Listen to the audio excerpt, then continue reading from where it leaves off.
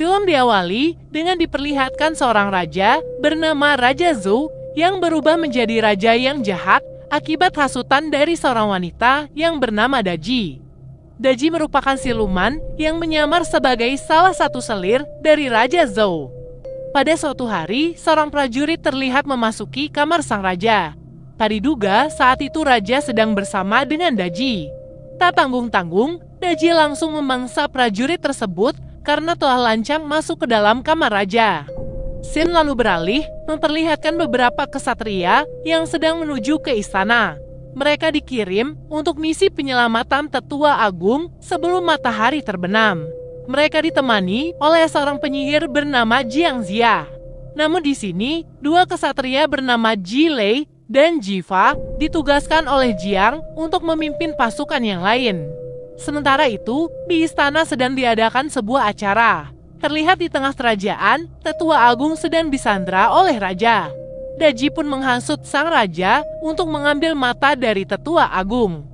Konon katanya, mata tetua agung telah menyimpan masa lalu dan juga masa depan. Itulah mengapa para kesatria juga memutuskan untuk datang dan menyelamatkan tetua agung. Sementara itu, Jilei dan yang lainnya perlahan masuk ke dalam istana melalui bawah tanah. Beberapa penjaga istana yang sedang berjaga di sana berhasil mereka taklukkan. Sebelum menyelamatkan tetua agung, mereka harus menyelamatkan beberapa anak anggota suku gaib terlebih dahulu. Anggota suku gaib disekap di dalam sebuah penjara yang telah diselimuti oleh ilmu hitam.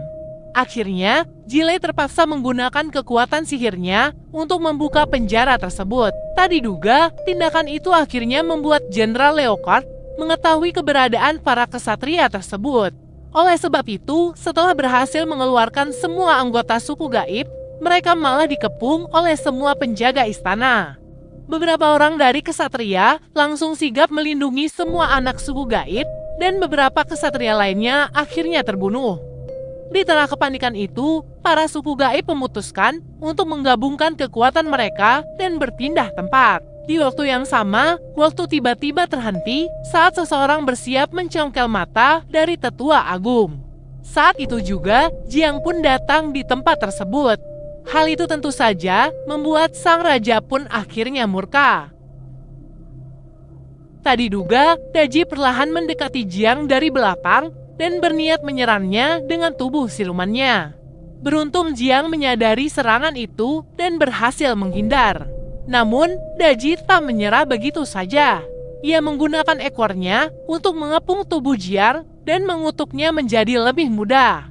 Hal itu pun membuat waktu kembali berputar. Semua orang yang berada di sana sangat ketakutan melihat ekor dari Daji. Tetua agung pun terpaksa mencongkel salah satu matanya untuk diberikan kepada Daji, agar Jiang bisa dibebaskan.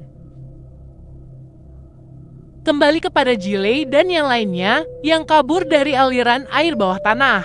Mereka menggunakan beberapa tameng untuk membuat sebuah perahu. Tak diduga, Jenderal Leopard berhasil menemukan mereka di sana. Rupanya, Jenderal mengetahui bahwa Jilei merupakan anak dari seseorang yang berasal dari suku Sayap, karena ia juga dahulu ikut serta dalam membantai suku tersebut. Sementara itu, beberapa penjaga istana juga diperintahkan untuk berjaga dan menyerang mereka. Setelah itu, barulah Jilei dan Jiva pergi menyelamatkan tetua agung. Saat mereka sampai di tempat tetua agung, Daji saat itu sedang menyekap tetua agung dan menghancurkan tubuhnya. Sehingga sebelah mata dari tetua agung pun akhirnya terlepas. Beruntung Jiang berhasil menangkap mata itu dan membawanya pergi bersama Jilei dan Jiva. Sesampainya di tempat, mereka langsung menguji mata dari tetua agung. Saat proses pengujian itu, Jiang berubah menjadi lebih muda lagi karena sihir dari Daji. Dari mata tetua agung, mereka melihat sebuah pedang cahaya yang bisa mengalahkan naga hitam. Begitu juga dengan sang raja dan juga Daji, mereka juga melihat hal yang sama dengan apa yang dilihat oleh Jiang dan yang lainnya. Jadi, mereka pun juga pasti akan melakukan apapun untuk mendapatkan pedang cahaya tersebut. Keesokan harinya, Jilei terlihat mencoba mengeluarkan sayap dari punggungnya. Mengingat ia adalah keturunan dari suku Sayap, Namun, meski telah mencoba berkali-kali, ia tetap saja gagal mengeluarkan sayap tersebut. Setelah itu, Jilei pun diberikan tugas oleh Jiang untuk mencari pedang cahaya. Jiang memberikan seorang teman untuk menemani perjalanan Jilei. Ia adalah seorang bayi lucu ajaib yang bernama Naza. Dapat dilihat ya, Naza adalah bayi kuat yang sangat lincah. Tak hanya itu, Jiang juga memberikan 3 buah kantong kepada Jilei untuk dibawa saat perjalanan. Mulailah perjalanan mereka menuju tempat pedang cahaya. Di sisi lain, Jenderal Leopard terlihat sedang membuat sebuah patung wanita. Patung itu kemudian ditugaskan untuk mencari keberadaan Jilei dan melaporkan semuanya kepada jenderal. Di tengah perjalanan, setangkai tumbuhan tumbuh pada salah satu kantong yang dibawa oleh Jilei. Tumbuhan itu nantinya juga akan membantu Jilei untuk mendapatkan pedang cahaya. Jadi, kini ada Jilei, Naza, dan tumbuhan ajaib yang akan mencari pedang. Saat sedang berjalan, mereka pun dihadang oleh sebuah limpan raksasa. Tanpa basa-basi, limpan itu langsung mengejar mereka bertiga. Namun rupa-rupanya, limpan itu hanya menargetkan si tumbuhan ajaib. Mereka pun bekerja sama untuk mengalahkan limpan tersebut. Di mana Naza berlari membawa tumbuhan dan Jilei bertugas untuk menyerang limpan tersebut. Setelah berhasil, Naza melihat salah satu kantong lainnya yang dibawa oleh Jilei. Kantong itu ternyata berisi seekor bayi udang kecil atau pangeran naga ketiga. Rupanya Naza dan udang kecil itu saling mengenal satu sama lain. Namun di antara keduanya, ternyata ada masa lalu yang kurang mengenakan. Sehingga udang kecil itu pun menyeburkan asapnya pada Naza dan kembali masuk ke dalam kantong. Karena hal itu, Naza tiba-tiba berubah menjadi seorang pria dewasa.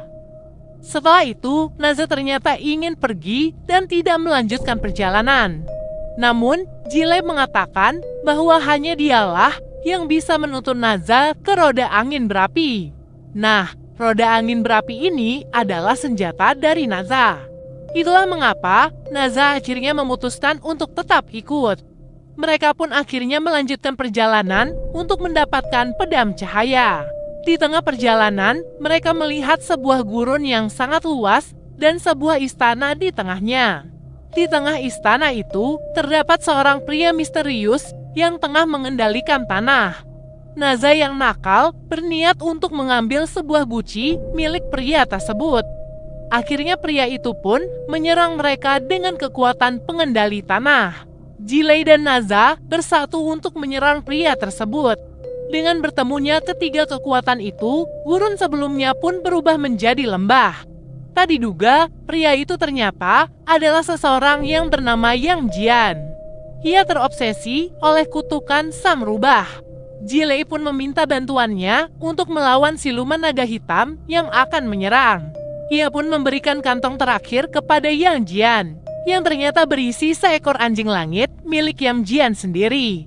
Yang Jian pun pergi untuk mencari baju emasnya, dan Jilei pun berpesan agar nanti mereka bisa bertemu kembali di Shiki. Kini Jilei, Naza, dan tumbuhan ajaib pun melanjutkan perjalanan mereka. Selanjutnya mereka harus mencari sebuah perahu portable yang bisa membawa mereka kemanapun mereka mau. Di tengah pencarian itu, Jilei dan Naza pun memilih untuk berpencar. Jilei bertemu dengan seorang gadis cantik, dan gadis itu memperkenalkan dirinya sebagai Kupu Biru. Kupu Biru adalah wanita buatan Jenderal Leopard untuk memantau Jilei. Setelah itu, Jilei pun bertemu dengan seorang penyihir di dalam tenda. Penyihir itu pun menghipnotis Jilei sampai Jilei pun terlarut dalam angannya. Beruntung tumbuhan ajaib berhasil menyadarkannya kembali. Jilei dan Kuku Biru pun diserang oleh penyihir itu. Beruntung mereka berhasil mendapatkan perahu portable dan berhasil melarikan diri bersama dengan Naza. Di tengah lautan, Naza seperti curiga kepada Kupu Biru karena ia merasa bahwa Kupu Biru adalah seorang suruhan. Namun udang kecil kembali muncul dan mengeluarkan uapnya yang membuat Naza kembali berubah menjadi bayi. Sepanjang perjalanan, Jilei dan Kupu Biru terus berbincang tentang banyak hal. Rupanya, keduanya telah jatuh hati satu sama lain. Saat matahari mulai terbit, tiba-tiba Jenderal Leopard mengambil seluruh ingatan dari Kupu Biru. Dan hal itu pun membuatnya pingsan seketika. Namun saat terbangun, si Kupu Biru ternyata masih mengingat semuanya. Saat itu juga, udang kecil begitu bahagia karena sebentar lagi mereka akan tiba di rumahnya. Sang ayah udang kecil pun memerintahkan seekor gurita untuk membawa anaknya dan juga Naza ke dasar laut. Tepat setelah udang kecil dan Naza dibawa, perahu portable itu tiba-tiba bergerak terbang. Sementara itu, di bawah laut, Naza disekap oleh Raja Laut. Tanpa basa-basi, Naza langsung meminta roda apinya kepada raja tersebut. Naza yang nakal ternyata menelan si udang kecil dan membuat sang raja murka. Ia pun memerintahkan semua pasukannya untuk menangkap Naza dan membelah perutnya. Namun, walaupun hanya bayi kecil, Naza juga memiliki kekuatan dan kelincahan yang luar biasa. Ia bisa menyemburkan air kencingnya dengan sangat deras dan juga kentutnya bisa menjadi bom yang sangat dahsyat.